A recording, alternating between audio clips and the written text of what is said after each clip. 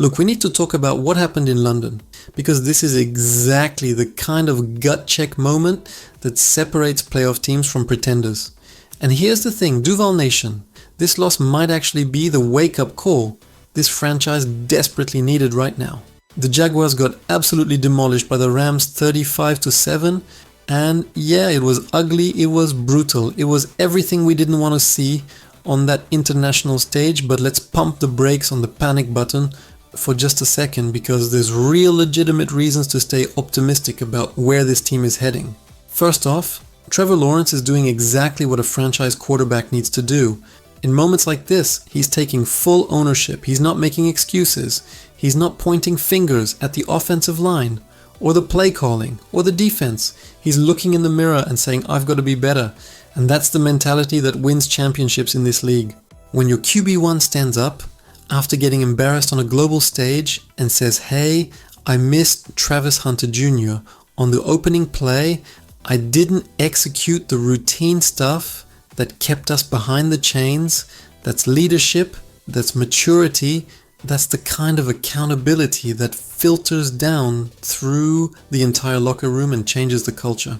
This isn't the Trevor Lawrence of 2 years ago who might have shied away from the spotlight. This is a grown man taking responsibility for getting his offense into rhythm. And that should fire you up as a Jags fan, because that's exactly what Doug Peterson needs from his signal caller. Now let's get real about what actually went down across the pond, because the box score looks catastrophic. But if you dig into the details, there's some genuine encouraging signs that got buried under the avalanche of bad headlines. The defense, yeah, they got torched in the first half. Matthew Stafford was picking them apart, like he was back in his prime, using tight ends and practice squad receivers and Devontae Adams to march up and down the field. But here's what nobody's talking about: the adjustments at halftime were absolutely phenomenal. The defensive staff made real substantive changes, and the result was 4 consecutive punts from the Rams and a complete shutout in the third quarter. That's not nothing. That's a unit that can adapt, that can learn on the fly, that can make in-game corrections against a quality opponent, and if they can do that against LA, they can do it against anybody on the schedule. The problem, and Trevor nailed this in his post-game comments, was that the offense couldn't capitalize on any of those stops. When your defense gives you 4 straight chances to claw back into a game and you can't convert a single one of them, that's when the score gets out of hand. That's when a competitive game turns into a blowout. But here's the positive spin on that situation. The Jaguars know exactly what went wrong. They're not confused about the issues. They're not searching for answers in the dark. Trevor literally broke it down play by play, talking about missed connections, early, getting behind the chains, not finishing drives, moving the ball, but coming away with 0 points. That level of self-awareness is actually incredibly valuable, because you can't fix problems you don't understand, and this team understands their problems crystal clear. Let's talk about the slow starts, because that's been the pattern all season long, even during that electric 4-1 run to open the year. The Jaguars have consistently struggled to get going in first quarters, only putting up 10 total points across those opening frames in their victories. That's a correctable issue. That's not a talent problem. That's not a roster construction problem. That's a preparation and execution problem. And those are the kinds of problems that good coaching staffs can solve. Doug Peterson has shown throughout his career that he can make adjustments, he can install new wrinkles, he can get his guys ready to come out firing. And now that this deficiency has been exposed in such a dramatic fashion on the London stage, you better believe the coaching staff is going to dedicate serious resources to fixing it. Sometimes you need to get punched in the mouth to realize you've been leaving your guard down, and that's exactly what happened to Jacksonville in this game. The Trevor Lawrence quote about having to make plays early to get the offense into rhythm is so telling, because it shows he understands the ripple effects of those early mistakes. When you miss Travis Hunter Jr. on the first play of the game, yeah, it's just one incompletion, but it sets the tone for the entire drive. It puts you in 2nd and 10 instead of first, and goal. It forces you to work harder for every yard. It gives the defense confidence and momentum. Those little moments compound over the course of a game, and Trevor gets that now.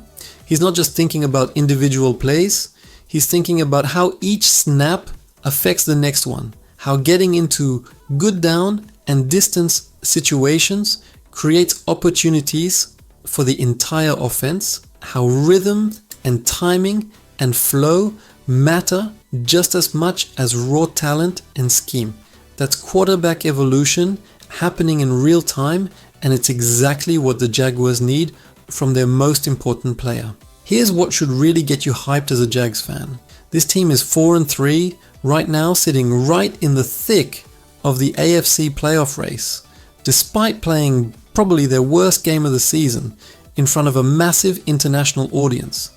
They've got a franchise quarterback who's maturing before our eyes, taking accountability and showing real leadership qualities. They've got a defense that can make halftime adjustments and completely shut down a quality offense for an entire half. They've got a coaching staff that's proven they can develop talent and put together winning game plans. And most importantly, they've got an entire second half of the season ahead of them to learn from this embarrassment and come back stronger. The beauty of getting demolished like this in week 7 is that you've still got 10 games left to prove it was an aberration. If this loss had come in week 15 or 16, it would be devastating. It would be a sign that the team was collapsing at the worst possible time. But in late October, this is just a learning experience. This is just a really expensive tape session that the entire organization can study and grow from. Every contender goes through moments like this where they get humbled, where they realize they're not as good as they thought they were, where they have to confront their weaknesses head on.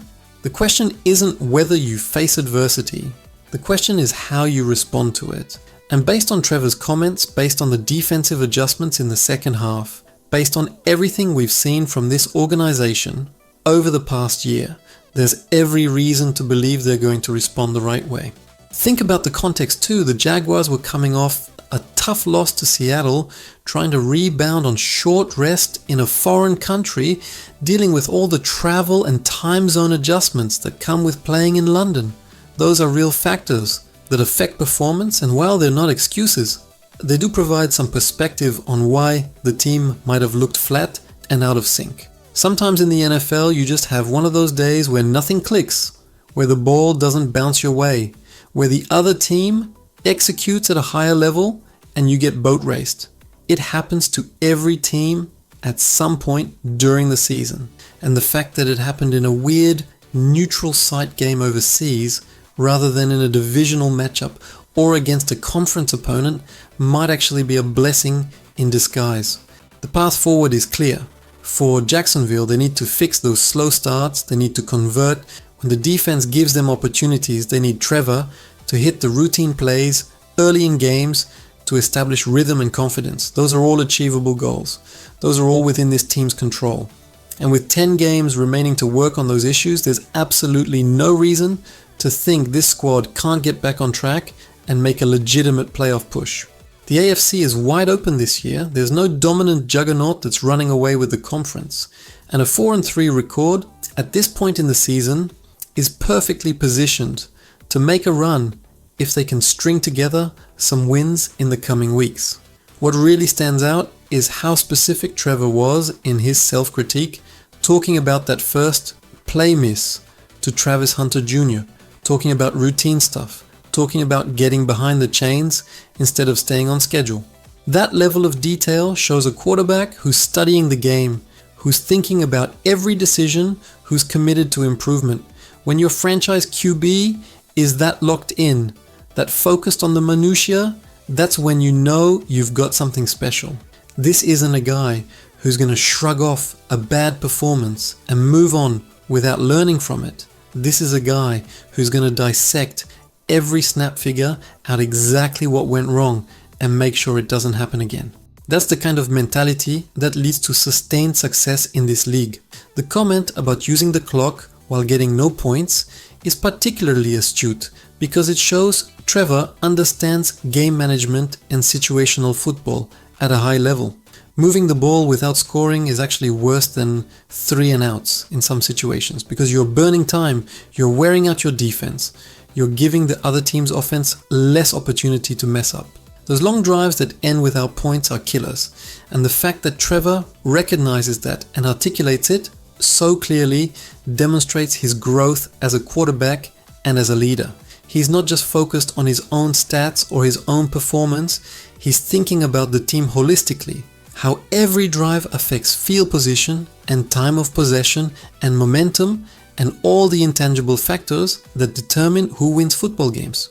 Duval Nation needs to keep the faith right now, because this team has shown all season that they can compete with anybody when they're playing their best football.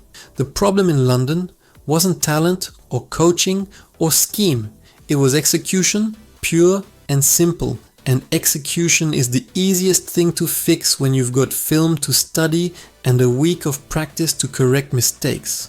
The Rams game is going to be a valuable teaching tool for the rest of the season. Every time the offense starts slow, every time they fail to capitalize on defensive stops, the coaches can pull up that London tape and say, remember what happened when we didn't execute. Remember how it felt to get embarrassed on that stage. Let's make sure it never happens again. That's powerful motivation. That's the kind of experience that can galvanize a team and push them to greater heights. Bottom line, this loss stings, it's embarrassing, it's disappointing, but it's not the end of the world, not even close. The Jaguars are still in great position to make the playoffs. They still have their franchise quarterback developing and taking accountability. They still have a defense that can make adjustments and shut down opposing offenses, and they still have 10 games left to prove that London was just a blip on the radar. This is the kind of adversity that either breaks a team or makes them stronger, and based on everything we've seen from Trevor Lawrence and Doug Peterson and this entire organization, there's every reason to believe they're going to come out of this stronger, hungrier, and more focused than ever before. The season is far from over, Duval, and the best football is still ahead if this team can learn from this brutal lesson and execute at the level we know they're capable of reaching. If you believe in this Jaguars squad and you want to see them bounce back strong, make sure you hit that subscribe button, smash that like button, and let me know in the comments. Do you think the Jaguars will make the playoffs this season? Option A, absolutely. They're going to learn from this and make a run. Or option B, not this year, but the future is bright either way. Drop your answer below and let's get this conversation going. Duval Nation, stand up.